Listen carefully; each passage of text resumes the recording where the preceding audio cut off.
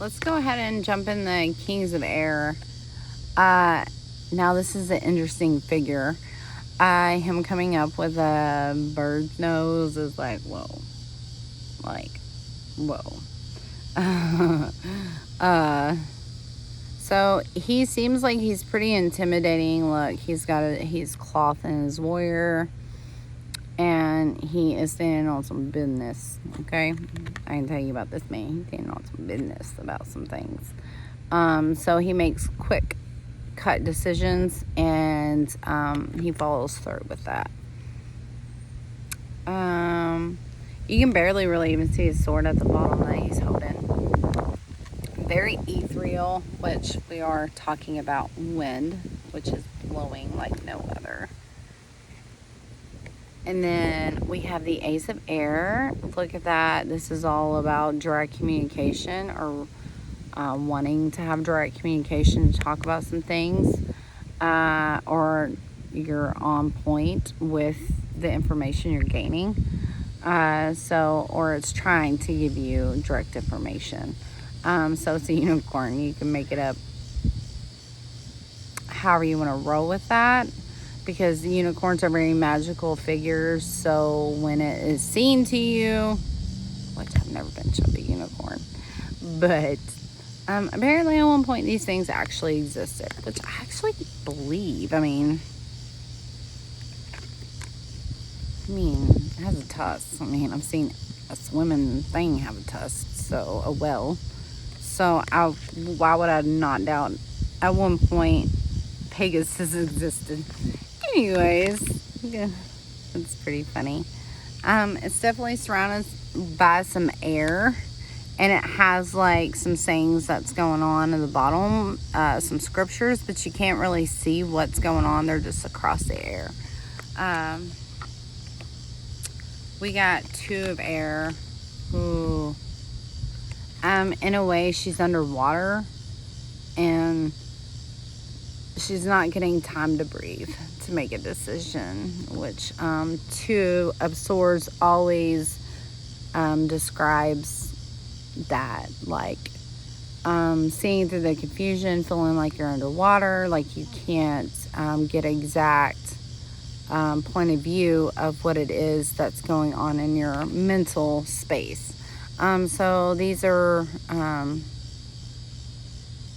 decisioning cards, I feel like, but can cause some major doubt in your mind as well on regarding a decision.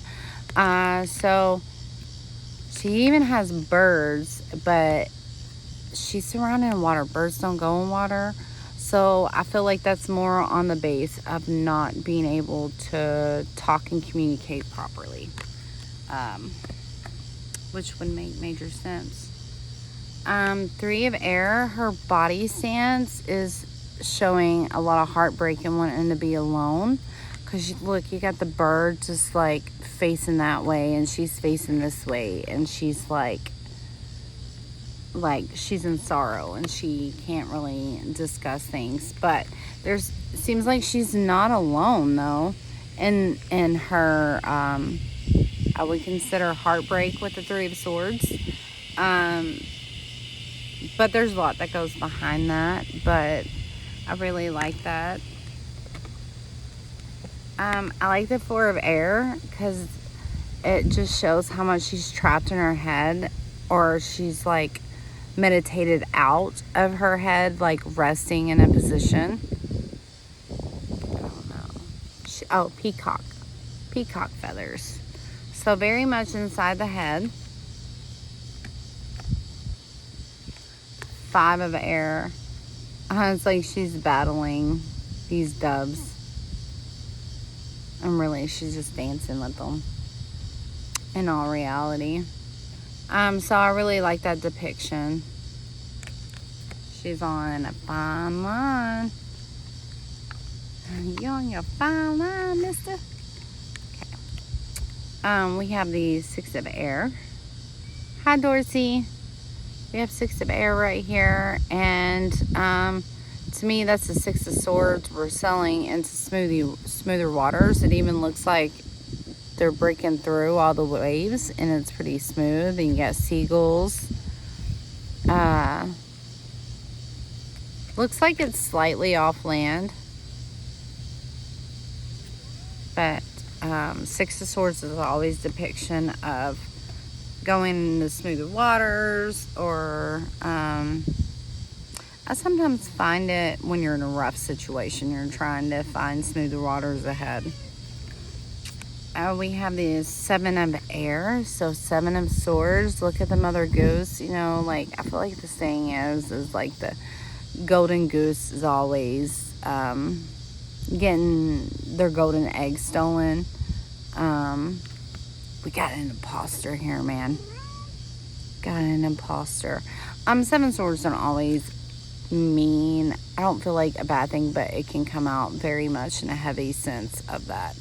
Of somebody doing sneaky things, somebody's trying to get away with something. It's like she is trying to look like them and she's got them obeying. But then in another way, it looks like she's just gathering her flock and she's moving away. So there's a lot of depictions that you can put with that, depending on the circumstance of the situation of the reading. So we have the Eight of Air. Look, she's trying to move the clouds away. She's like, I can't see. This is Eight of Swords is always a depiction of a woman with blindfolded. So they did a really good depiction because, like, she's losing her feathers because she's just so stressed out. It's like she's binded, she's closed in, and she's stressing out trying to get out of this bondage. So I really like the depiction of the feathers. We have the Nine of Air, the Nine of Swords. This is all obviously a step forward of unbinding, but we're still trying to get out and release burdens, and getting away from the woundage of being pecked by all these birds. That's what it symbolizes for me. And her standing on the ledge and ready to let go of what she's been confused under. Hold on, I got company. So hello everyone, I am back with another tarot review. I just got these, so I'm pretty excited. I got another deck, and it has to do with astrology. I'm not going to show that one yet, but I looked and I've seen obviously many decks that I wanted, and of course being on a budget and splurging a little bit, I end up getting the Good Tarot. I do feel like I've seen this in reading groups because I'm on them and I just watch. Sometimes I put my input or so forth. But the Good Tarot, this is a 78 card deck. So the original, 78 is original. And then Colette Baron Reed. And then illustration by Jenna Della Grottiga. Okay, so that's the illustrator. She did a really good job. And so here is the backing of it, the sides, the Good Tarot. And then here's the backing of it. Cost me $24. I got it at Moonbow Emporium. I believe that's what it's called. It's here in my local town. It's not the one from Bowling Green. So let me read a little bit to you. The classical tarot gets a modern twist in this gorgeous deck rooted in positive psychology and personal transformation. The suits are the four elements: air, water, earth, fire, and the 78 cards are read as archetypal aspects of the human experience that we may encounter in ourselves and in the world. Unlike most decks, the cards' messages are not forecasts or warnings, but positive affirmations in the now, so you can integrate their energy immediately and personally. Traditional tarot enthusiasts can also use this deck for their favorite spreads. The Good Tarot is especially helpful for when you feel lost or concerned about their choices you've made or seek greater understanding of your circumstances. It's about recognizing the many forms of truth and seeing the light that accompanies the shadow so you can help the light increase its brilliance. sounds wonderful. So we're gonna package this little baby, and while I'm packaging, I'm gonna talk. So I think it's funny. So I follow Aubrey Starr. She's an astrologist. If you don't follow her, go look her up. She does great readings, very logical. She has a Gemini ascendant, and I'm a Gemini sun, so we very much, she gets to the point, and I really like that. So anyways, she was talking about, I don't want to go into details, but she was talking about several aspects of where all the aspects are and our stars and so forth. And she was talking about, she had pulled a card talking about the good. So the good aspects of life. And so it's very weird that I picked this deck up before I even watched the YouTube video. So it was very in good timing, because like this deck says, it keeps you very much in the present. And you know, a lot of people are getting caught in the past, and we all do it. We're all human. If you, I've been listening to Mac Miller a lot. Shout out to him. In our ethereal. But it's so funny because the good, it just made me think of a lyric of Mac Miller. But anyways, so let's go ahead and pop this baby. That's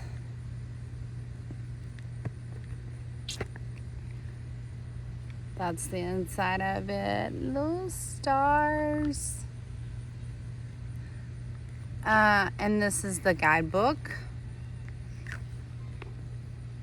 One thing about me with tarot is the art. Yes, I love the studies behind it, but the art is what sells me. So if you're anything like me and you like to just have multiple decks, so it's a pretty thick book. Let's see, what do we turn to first? Ooh, so Page of Fire. Can't really see because it's black and white. Let's see. The air's picking up, guys. I do see a little moon. So let's read this. Enthusiastic action, adventurous, venturing forth, beginning a project, acting on a new idea. Kind of ideal. Idea. I am free to venture forth for co-creating a life true to my desire is my right. I am finding my purpose as I take the first step into something new. My ideals have value. I dream boldly. Nice. This obviously definitely meets me. More opportunities. Good things happening. Okay. So that's that. Let's dig into the cards. So pulling them off, they got the little band around them. Looks like, as always, the Fool is on top. So bottom is still stars. And this is, I wonder what width this is in.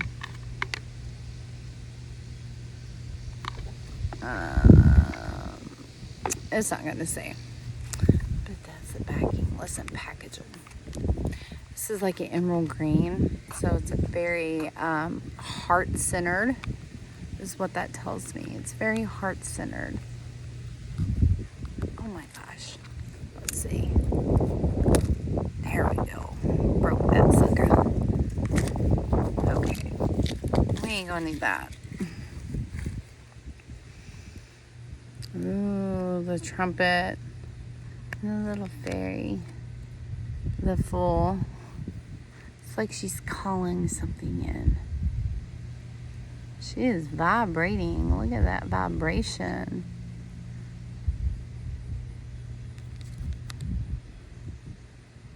She's got one foot off the ground and you cannot see her other foot. So she's stepping into something. Looks looks like a whole bunch of cute little, are they Nigeria?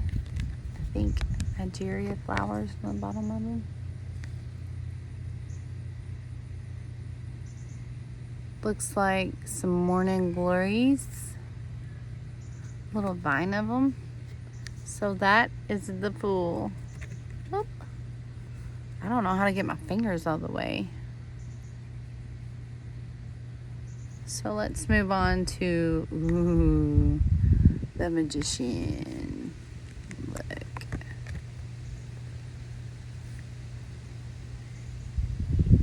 Look at that moon on his hood. And his glasses. The little swirls around him. He's coming in from this area. Very solar and heart. It's more heart, but you do gotta have some solar power if you did not know. A high priestess. Oh yeah, she has, let's go ahead. I like the little moon.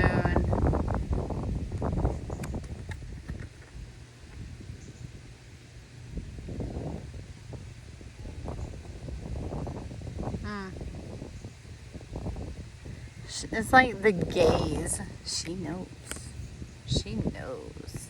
You just see those eyes full of, look at the eyes.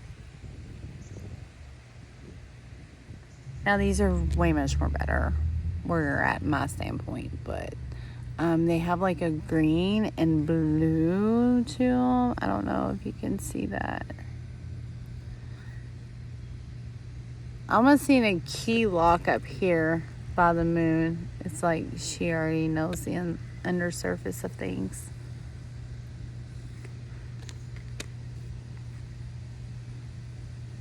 Ooh, the Empress. Like the harvest. She's got the wheat. Or is it barley?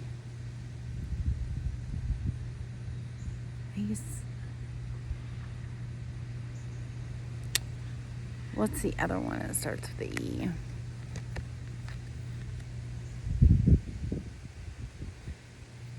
She's very shimmery. She's like golden. And it looks like a lotus coming in and some feathers coming out of her head. She's very, looks like embodiment. Embodied. You got the Emperor looking like the lion. That's an interesting concept to it. I guess I see astrologically, I see the lion being more in the strength card. But I can understand the Emperor being Aries and like the fieriness. Let me show you back.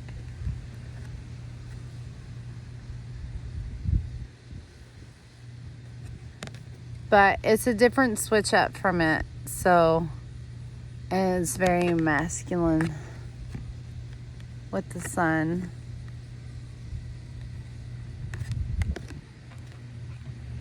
With his righteous sword. You see it? Oh, it's on this side. Does that have blood? No, it has a red feather.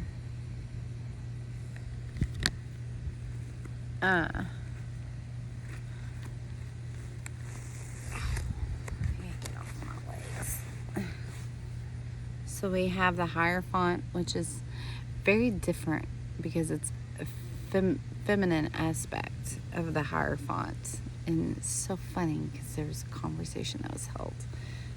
Because I think of Hierophant and I also think of like the masculine side of it. And then I'm seeing a feminine aspect of it.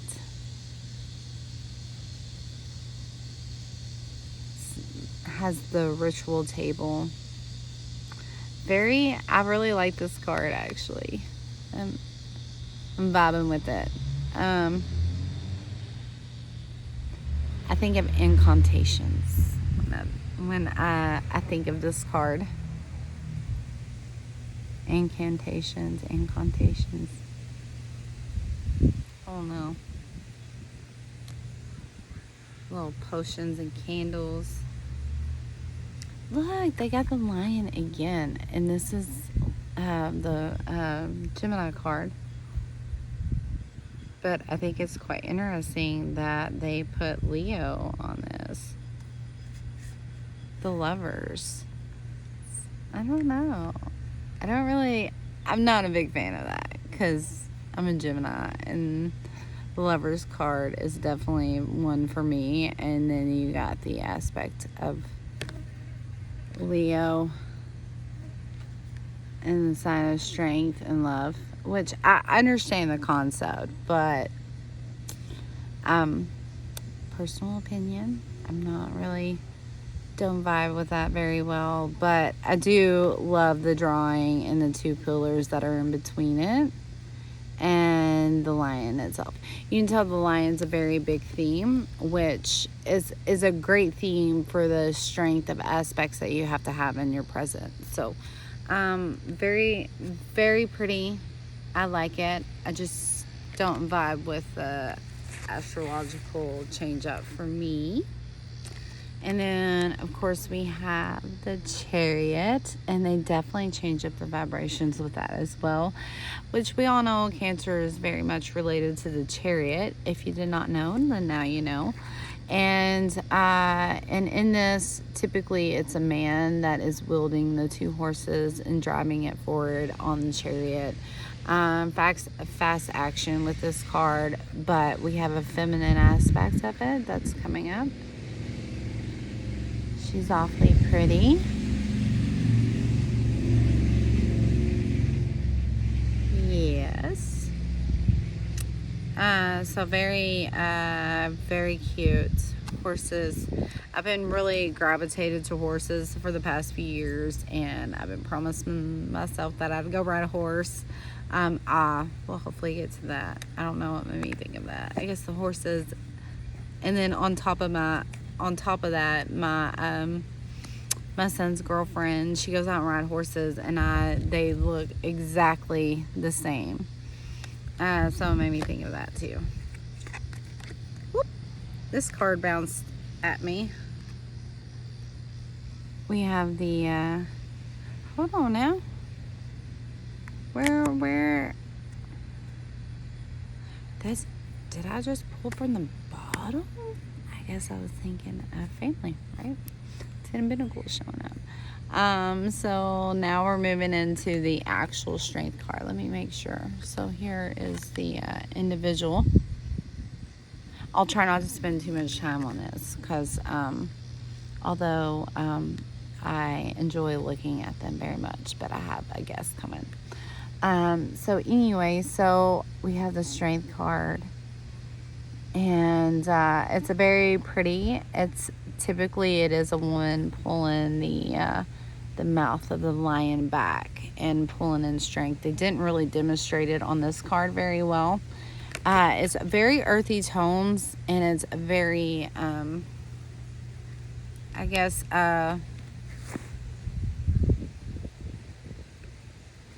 maybe not originality of the card, so it changes it up on it.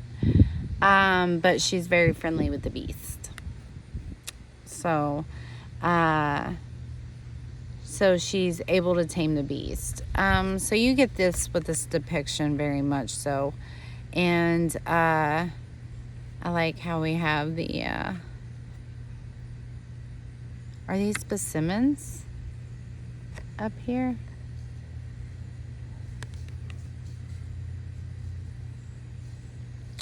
Or an apple. I'm not sure. And look, she has a twig guiding her. It's a very old method of using the twig for guidance on which way to go and what strength you're coming through to find that guidance. So yeah, it's a very beautiful card. That's more like a Victorian, the dress, the brown dress. I don't know if you can see it. Sorry guys, I'm outside. You can kind of see the see the embellishment on there. Ow, I keep laying them down. Oh wow, so we kind of have the Green Man depiction in the Hermit. And look, it's the key to unlocking yourself. I really like that. So you can see the little green man up here. Look, and all the keys that are up here. Which one are you going to choose to go within? So I really like this Hermit. Actually, it's probably been one of the best cards out of a few other decks that I really like. So I like the depiction of the Hermit. Look, it's like Trident. Wow. Which is ironic because the Hermit's, look, it did look, yeah, it does, because it's like incomplete compared to the other side of the door. I don't know if you can see that or not. But pretty cool. The Hermit's always been with a Virgo, and so Neptune ruling Virgo is always, for me, considered Mercury. But it's very interesting, makes me want to look in the topic a lot more. Okay, so we got the Fortune's Wheel. Today, let's see. On one of my, okay, the sun's always involved. And then we got the moon. The moon. And other cards will have other depictions of other planets. Saturn also. I have my, how do you pronounce it? The Machado deck. He has like Saturn. But we definitely have the wheel. And the gold that's surrounding. Looks like almost like a natal chart. So the Wheel of Fortune is, oh look, it has a little heart up here. I always find them like fated events. The turning of the wheel. I also find the Wheel of Fortune actually like a big, mass amount of money flowing, is another one. Let's look at it one more time before I put it up.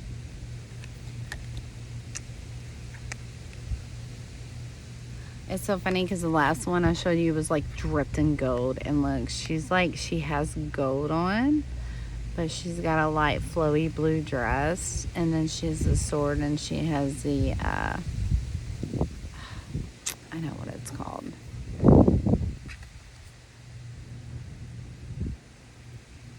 Ah! Y'all know what that is, scales. It's like, tell yourself that, girl. Anyways, so we have the scales, the sword.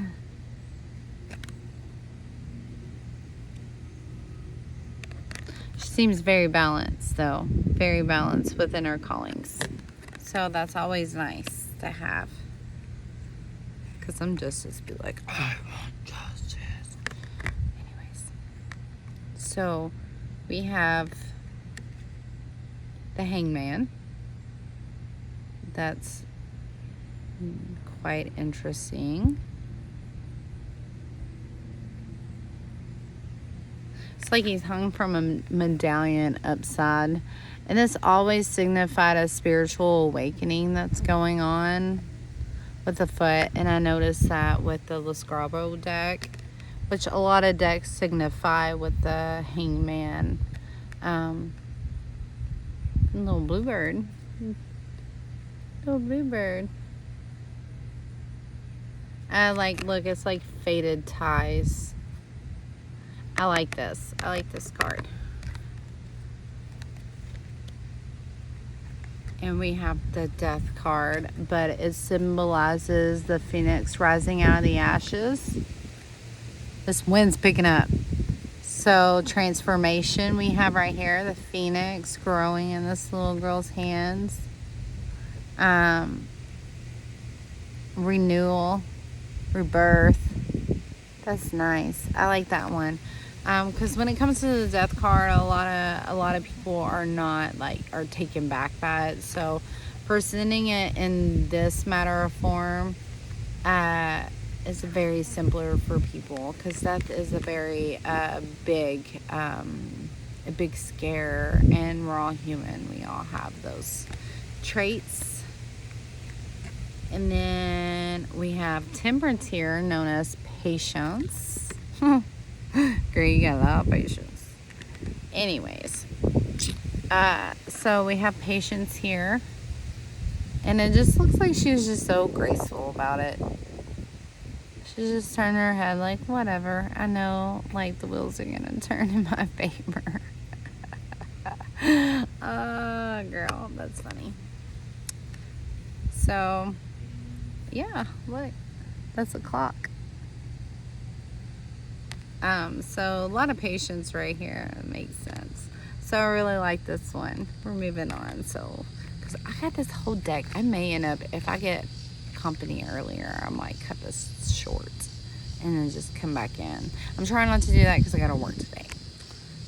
So we have temptation. So I really like this as the devil card. Look at all that loo. That shiny gold cup with a big old heart saying, please eat me, please. But is that rotten? No, it's not.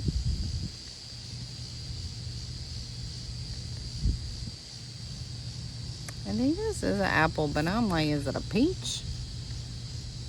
So it's very cute on temptation. Let me take a bite. Don't do it, Snow White.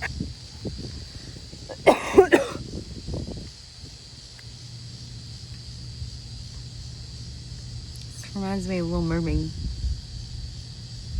The tower moment. There's no signification of like a lightning strike. It just looks like it's glowing.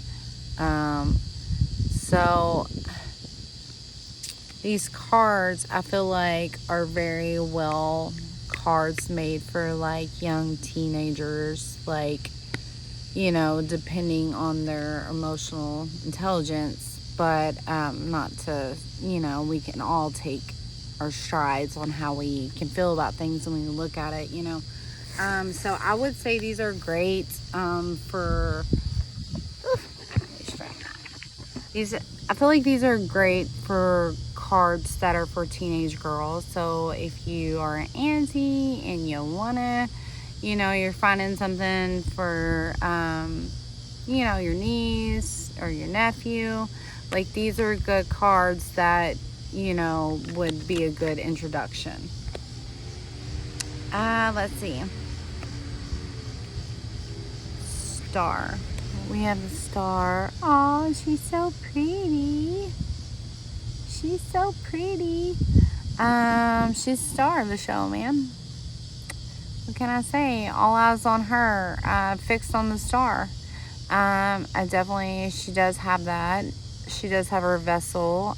Is she collecting water? No, she's just looking pretty, and she's the star of the show. So this is a really cute card. Look at this. Like, do you see the little star? It reminds me of the geometric form of, actually, it's probably 8. And it reminds me of a doctor saying that's technically like, if you would put our heart in a geometric form, that's geometrics behind it. So moving on to the moon. This was the front of the cover, and she's just sparkling her stars everywhere. This reminds me of like big dreams, big goals, but I always feel like the art sets the tone for the reading. So this is like something very much that would jump out at me, like big dreams, big goals, emotions, releasing. But in other cards, I find it more, there could be a lot of deceptions. And that's why I feel like it's really good to own multiple decks, because depending, just grab a deck, whatever calls to you, and it's always going to give you more of the a more functioning way of acknowledging an event or vibe for the day. Or I would say these are great vibe for the days, and I feel like less serious cards, which I really enjoy that, and that's why we have so many multiple cards that we can choose from. But the moon is very much pretty. I feel like I almost have like a candle, and it has like a little fairy, and it has the moon, and it looks just like this. And she's doing a very similar thing, except she's a fairy. So we have the sun card, and look, she's got the sunflowers. So I think it's quite interesting that the line's not on this either. And of course we always just have the sun as your original, so it's a very different take.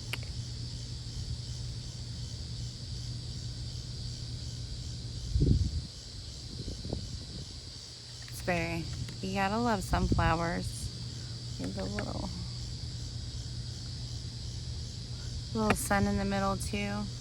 She's looking so pretty and gracious. And then we have judgment right here. We have the call. So there's a call to make. And that's what judgment's all about, making a call on something. Look at the big old angel wings. We got big old angelic angel wings. It's like an archetype angel, a very high ranking angel. She's got her big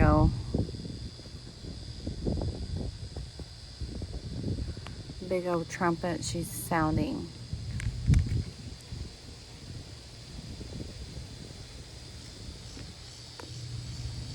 And check this. We got the world. She got the whole world in her hands. So, I really like that one.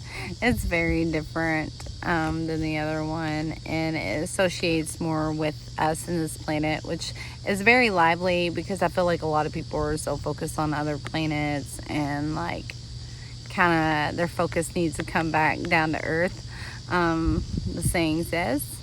So I like this card. I like it a lot. Got the page of air on here, and so we are going into our minors. E minor. So we get the page of air. We have an angel who seems to be transmuting telepathy all around to pick up from. So I like this, and it seems like the moon is at its,